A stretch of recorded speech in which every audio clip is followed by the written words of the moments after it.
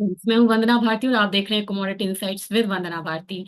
आज के दिन में ट्रिगर्स तो यहाँ पे नहीं है, कोई बहुत बड़ा डेटा शेड्यूल नहीं है, लेकिन हमें ध्यान रखना होगा जब कमोडिटी इक्विटी में हम ट्रेड कर रहे हैं। कल जापान का इंटरेस्ट रेट मीटिंग है और यहाँ पे उम्मीद है कि 0.25% से बढ़ा के इसे ये 0.5% तक लाना चाह रहे हैं। इसका इम्पैक्ट क्या होगा? गोल्ड प्राइसेस में अभी बिल्कुल हायर साइड है, हायर साइड बने रहिए। एक लग रहा था कि एक करेक्शन आना चाहिए, लेकिन वो आया नहीं क्योंकि ट्रम्प की पॉलिसीज बहुत वॉलाटाइल है और ऐसे में गोल्ड में एक सेफ हेवन बाइंग यहाँ पे कंटिन्यू हो रही है। इनफैक्ट सिल्वर में भी बाइंग है। लेकिन थर्सडे को यहाँ पे डेटा है और हो सकता है कि इससे हल्का सा दबाव देखने को मिले गोल्ड प्राइसेस में, लेकिन ओवरऑल ट्रेंड यहाँ पे स्टिल अप ही रहेगा।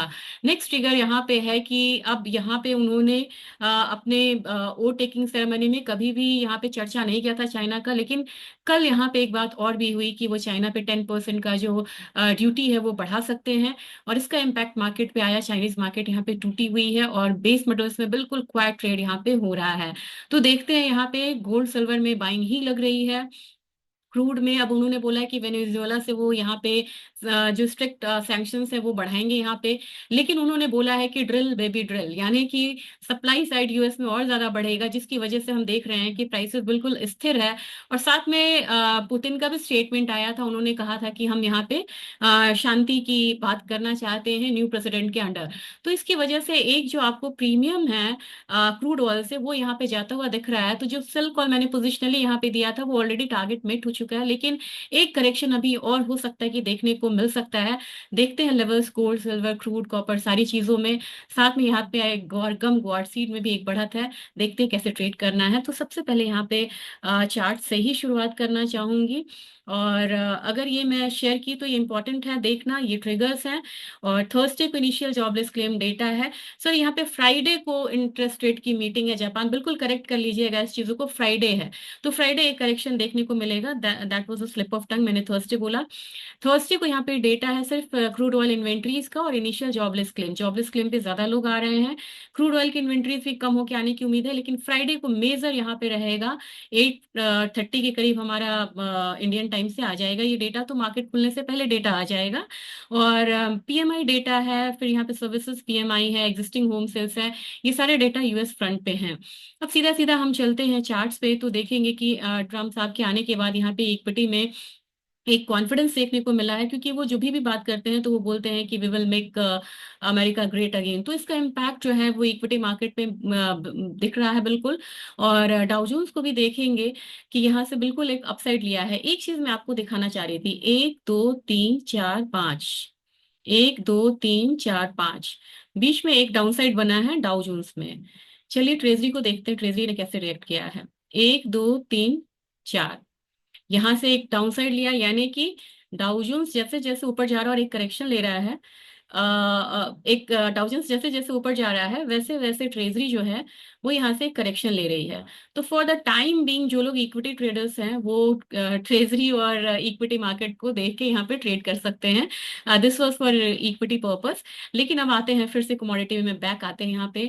डॉलर इंडेक्स एक अपसाइड जो है वो यहाँ पे लेने की कोशिश कर रहा है। तो नेक्स्ट जो अगर फिबोनाची देखेंगे तो 108.5 पे यहाँ पे एक अपसाइड जो है जा सकता है। लेकिन अब यहाँ पे बिल्कुल उस चीज को भूल जाना होगा कि गोल्ड जो है वो अब यहाँ पे तेजी आ रही है, तो गोल्ड यहाँ पे एक पॉज लेगा। गोल्ड अभी भी यहाँ पे तेज लग रहा है 2756 का, इसमें बिल्कुल यहाँ पे कल एक जो रेंज था इस रेंज को इसने ब्रीच कर दिया था। मैंने आपसे बार बार बोला था 27 27 27 27, मैं याद की हुई थी इस लेवल को इसने ब्रीच कर दिया है। अब ये बिल्कुल अपने ऑल टाइम हाई के पास जा सकता है अगर क्लोजिंग यहाँ पे 2760 से ऊपर की हो जाती है, जो कि ऑलरेडी यहाँ पे $4-5 की अब यहाँ पे बात रह गई है। तो मेरे ख्याल से यहाँ पे नेक्स्ट अपसाइड फिर यही वाला बनेगा, 2790 वाला अपसाइड बनेगा। तो ये लेवल्स ध्यान में रखिएगा, 2760 अगर क्लोजिंग ऊपर की दे देता है गोल्ड, स्पॉट गोल्ड, नेक्स्ट हम 2790 यानी कि जो उसका रिकॉर्ड हाई है वो आता हुआ हम देख सकते हैं। फिर ही जाके एक पॉज यहाँ पे आएगा। फ्यूचर्स की बात करें, फ्यूचर्स में भी कल इसने ये वाला रेंज तोड़ दिया है, 2760 वाला रेंज तोड़ दिया है। तो नेक्स्ट वी कैन एक्सपेक्ट 2780 वाला, 2785 काइंड ऑफ रेंज। अब हमारे मार्केट की बात की जाए तो हमारे मार्केट में ऑलरेडी प्राइसेस जो है वो हायर साइड है। अब मुझे लग रहा है कि ये वहां से पहले यहाँ का ऑल टाइम का जो रिकॉर्ड मतलब हाई है उसको ब्रीच कर सकता है, यानी कि 79,775 था। मुझे लग रहा है कि इस हाई को ये ब्रीच कर सकता है, और इस हफ्ते ही अगर आजकल में हो सके तो देखने को मिल जाएगा। तो मेरे ख्याल से जो रिस्की ट्रेडर है वही यहाँ पे बाय में बने रहे हैं, और जिन लोगों ने पहले से बाइंग करी हुई है वो यहाँ पे प्रॉफिट बुक करके निकल सकते हैं। और अगर तेजी आती भी है तो मुझे लग रहा है कि अब यहाँ पे तेजी जो है वो 79,700 के लिए यहाँ पे आएगी, और 80,000 अब कोई बहुत बड़ा आंकड़ा गोल्ड के लिए नहीं रह रहा है। तो हम लोग जो बोल रहे थे जो बाद में रिकॉर्ड हाई टूटेगा, वो लग रहा है कि अब यहाँ पे पहले महीने में ही 2025 के रिकॉर्ड हाई टूट सकता है। सिल्वर में अब आपको यहाँ पे लगेगा $32.12 का एक नेक्स्ट लेवल बन रहा है, यहाँ पे ये कमोडिटी आ सकती है। तो हमारे मार्केट में मुझे लग रहा है कि नेक्स्ट लेवल अब 94,400 का बन रहा है, लेकिन इसके लिए एक कंडीशन अप्लाइड है कि 92,700 से ऊपर की क्लोजिंग हो। तो गोल्ड और सिल्वर में आप देखेंगे चार्ट बिल्कुल डिफरेंट है। गोल्ड बिल्कुल अपने ऑल टाइम हाई के पास है, और सिल्वर वहां से एक करेक्शन जो है वो लिए हुए है, और इसमें पोटेंशियल ज्यादा मुझे लग रहा है कि अगर 92,700 से ऊपर की क्लोजिंग होता है तो नेक्स्ट वी कैन वॉच 94,420। लेकिन बेस मेटल्स पे काफी ज्यादा फर्क पड़ रहा है इनकी इंपोर्ट ड्यूटी और अदर पॉलिसीज की वजह से, जिसकी वजह से बैकफुट पे दिख रहा है यहाँ पे चांदी के प्राइसेस। अब यहाँ पे तेल की बात कर ली जाए तो तेल में मैंने बोला था आपसे कि एक डाउन साइड आएगा, मेरा मतलब कैलकुलेशंस ये कह रहा था। तो 75.14 का टारगेट था, अब यहाँ पे इसने 75.08 लगा चुका है, यानी कि मेरा टारगेट पहला ये वाला भी इनफैक्ट आ चुका है। लेकिन आज के दिन में भी यहाँ पे फिर से यहाँ पे डाउन साइड ही आएगा, और 75.14 का वेट करिए। हमारी मार्केट में 65.63 है। Next we can see 6400 kind of level अगर इससे नीचे की क्लोजिंग होती है। तो यहाँ पे एक जो डाउनसाइड है अभी और रहेगा। तो बाइंग में क्रूड ऑयल में फिलहाल नहीं जाना है, और वेट करेंगे हम यहाँ पे अगले ट्रिगर, यानी कि कल क्रूड ऑयल की इन्वेंट्रीज की।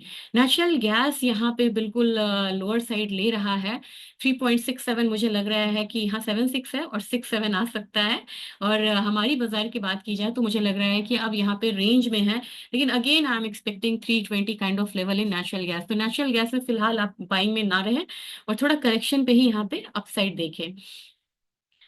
यहाँ पे बहुत ही पॉज देखने को मिल रहा है कल के स्टेटमेंट के बाद ट्रम्प के। यहाँ देखेंगे कि अब यहाँ पे जिंक में डाउन साइड है, 274 तक के लेवल्स एक्सपेक्टेड हैं।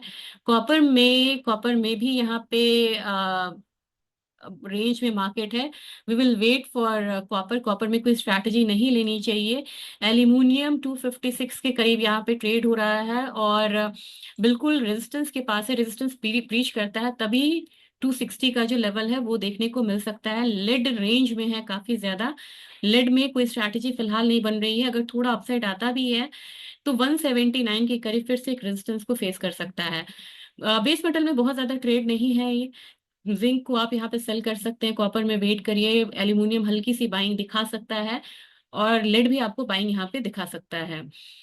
अब बात करते हैं यहाँ पे स्पाइसेस काउंटर की। स्पाइसेस काउंटर में जीरे में एक अपसाइड लग रहा है, और यहाँ आपको बिल्कुल इनिशियल एक अपसाइड मोमेंट अगर आप कैश करना चाहते हैं तो 23,000 के टारगेट के लिए बाइंग इनिशिएट करिए विद स्टॉप लॉस ऑफ 22,350 के करीब। टर्मरिक अभी बहुत ज्यादा अपसाइड नहीं दे रहा है। 14,700 इसका एक रेजिस्टेंस है, लेकिन फिलहाल ये एक करेक्शन की तरफ है। करेक्शन आता है तो 14,75 का लेवल्स जो है वो देख सकता है। धनिया में मैंने कल एक वीडियो दिया था यहाँ पे, और धनिया में मैंने आपको बाइंग की सलाह दी थी। मुझे लगा कि जनवरी में यहाँ पे इनिशियली थोड़ा वीकनेस आता है, लेकिन यहाँ पे ओवरऑल अप्रैल तक एक बाइंग जो है वो आएगी। तो 8746 आपका पहला टारगेट होगा।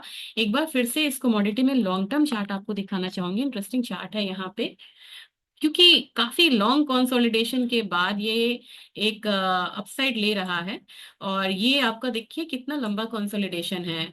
इसको अगर इससे ऊपर की क्लोजिंग आ जाती है यहाँ 8740 से ऊपर, तो फिर you can see 9618 kind of level in धनिया।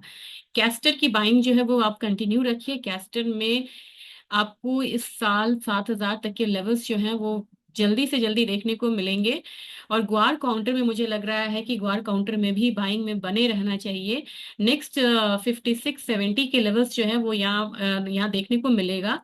और ग्वार गम में आपको बाइंग जो है वो कंटिन्यू करनी चाहिए, और ग्वारगम में ये लेवल्स को क्रॉस करने के बाद 10,900 को 868 क्रॉस करने के बाद नेक्स्ट जो टारगेट बनेगा 11,400 का बनेगा। ये अगर क्लोजिंग अगर वीकली या डेली बेसिस पर भी इस लेवल को अगर ये क्रॉस कर देता है 10,800 वाले को, तो मेरे ख्याल से एक लंबा रनअप आएगा जो कि 11,400 तक प्राइसेस को ले जाएगा। एक्सपोर्ट डेटा का अच्छा आना इसमें काफी जरूरी हो जाता है। कुकुड एक रेंज में है, कुकुड को अभी बहुत ज्यादा ट्रेंडी नहीं है। इस मार्केट में आपको आईएनआर का ध्यान रखना होगा जब आप यहाँ ट्रेड कर रहे हैं गोल्ड सिल्वर में, क्योंकि गोल्ड सिल्वर में आप देख रहे हैं कि कॉमिक्स में अभी टाइम है ऑल टाइम हाई को ब्रीच करने में, लेकिन हमारी मार्केट सिर्फ 250 पॉइंट डाउन है वहां से। तो आपको ये ट्रेड देखना होगा, 87 को अगर क्रॉस करता है तो अपना जो एमसीएक्स गोल्ड है वो प्रीमियम पे ट्रेड कर सकता है। ट्रेडिंग स्ट्रैटेजीज अभी ट्रिकी होंगी और अभी ये कंटिन्यूएशन में रहेगा। चर्निंग बहुत ज्यादा जरूरी है कि आप फ्रिक्वेंट करें, पोजीशन को बहुत ज्यादा कैरी फॉरवर्ड ना करें। मैं स्ट्रैटेजीज बताती रहूंगी, स्पेशल छोटे छोटे वीडियोस में आपको डालती रहूंगी जिससे कि आपको ट्रिगर्स का यहाँ पे पता चले। तो आज का दिन शुभ हो, हैप्पी इन्वेस्टिंग, थैंक यू।